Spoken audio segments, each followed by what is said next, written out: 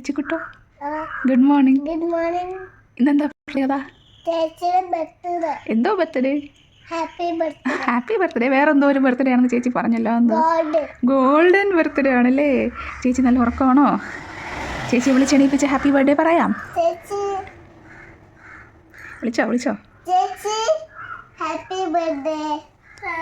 ചേച്ചി ഇന്ന് ഉറക്കമാണെങ്കിലും ഭയങ്കര നല്ല മൂഡിലാണ്. ഹാപ്പി ബർത്ത്ഡേ ആയതുകൊണ്ട്. ഇന്നലെ ഉറങ്ങിയോ അതോ ബർത്ത്ഡേയെ കുറിച്ച് ആലോചിച്ചുകൊണ്ടിരുന്നോ?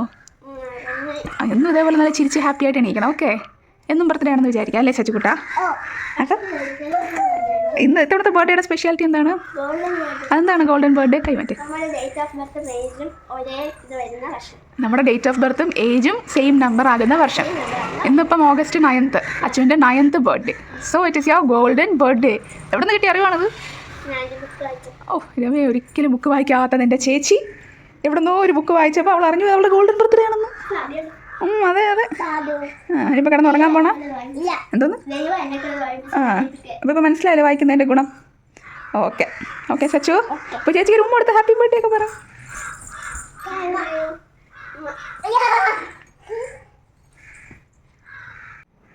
Happy birthday to you, my daughter. Golden birthday. Hello guys, welcome to YouTube channel.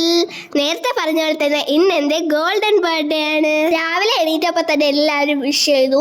ഞങ്ങൾ കുളിച്ച് പുതിയ ഉടുപ്പൊക്കെ ഇട്ടു. അമ്മ വിളക്ക് കത്തിച്ചു. ഞങ്ങൾ എല്ലാവരും പ്രാർത്ഥിച്ചു. അച്ഛനും അമ്മയൊക്കെ രാവിലെ വിഷ് ചെയ്തെങ്കിലും എനിക്ക് ബർത്ത്ഡേ സർപ്രൈസോ ഗിഫ്റ്റോ അങ്ങനെയൊന്നും കാണുന്നില്ല.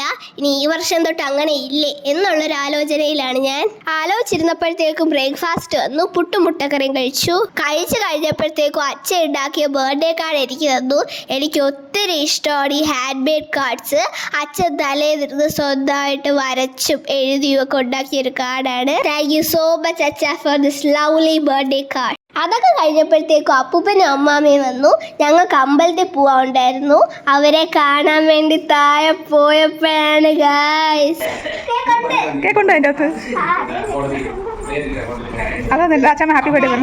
രാവിലെ കേക്ക് വാങ്ങാൻ പറ്റിയില്ല, വൈകിട്ട് അറേഞ്ച് ചെയ്യാന്നാണ് അച്ഛനും അമ്മയും പറഞ്ഞത്. പക്ഷെ താഴെ വന്ന് ഈ കേക്ക് കണ്ടപ്പോൾ ഞാൻ ശരിക്കും സർപ്രൈസ്ഡ് ആയിപ്പോയി.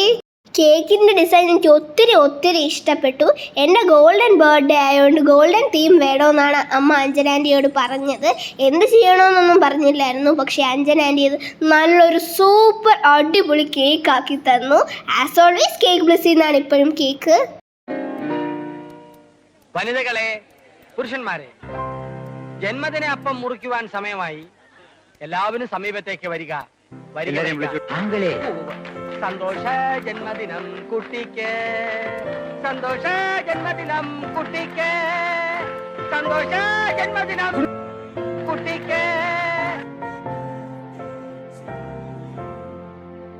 ബർത്ത്ഡേ സർപ്രൈസ് ഒക്കെ കഴിഞ്ഞു എന്ന് വിചാരിച്ചിരുന്നപ്പോഴാണ് വരുന്നത് അടുത്തൊരു അടിപൊളി സർപ്രൈസ്. സംഭവം ഭീമയുടെ കവറൊക്കെ ആണെങ്കിലും അതിൻ്റെ അകത്ത് ഗോൾഡ് തന്നെയാണോ അതോ ഇനി എന്നെ പ്രാങ്ക് ചെയ്യാൻ വേണ്ടി വേറെ വല്ല സാധനം വെച്ചേക്കാണോ എന്ന് എനിക്ക് ചെറിയൊരു സംശയം ഉണ്ടായിരുന്നു. അതിൻ്റെ അകത്ത് വാവച്ചിക്ക് ഒരു ചെറിയ ഗിഫ്റ്റ് ഉണ്ടായിരുന്നു. ഞാൻ അതെടുത്ത് അവക്ക് കൊടുത്തു. അത് കഴിഞ്ഞപ്പോൾ അച്ഛൻ മെയിൻ ബോക്സ് തുറന്ന് എൻ്റെ ഗിഫ്റ്റ് എടുത്തു തന്നു.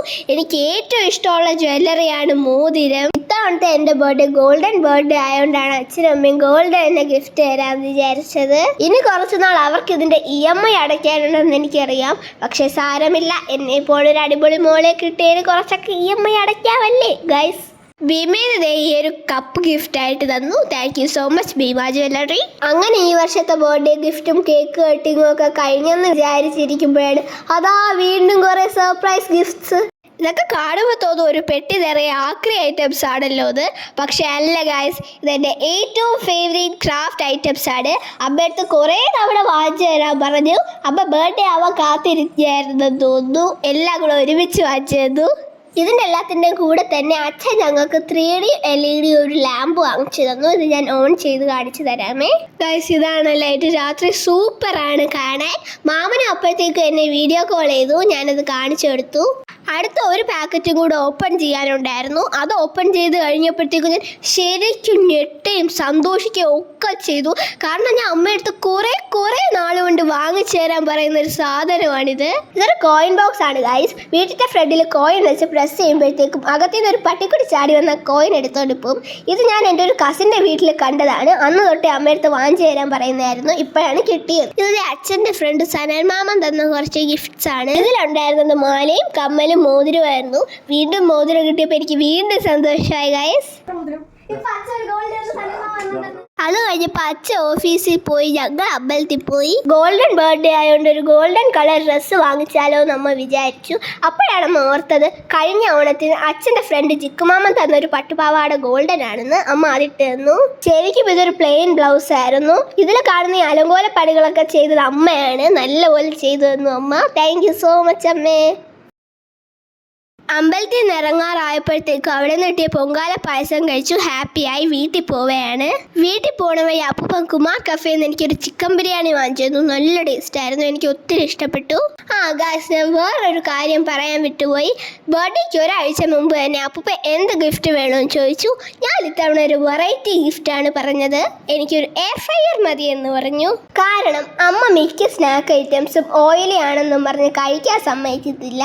അതൊക്കെ നമുക്ക് എയർ ഫ്രയറിൽ ഓയിൽ ഫ്രീ ആയിട്ട് ഉണ്ടാക്കാമെന്ന് അറിഞ്ഞപ്പോൾ ഞാൻ അത് മതിയെന്ന് പറഞ്ഞു. താങ്ക് യു സോ മച്ച് അപ്പൂപ്പ.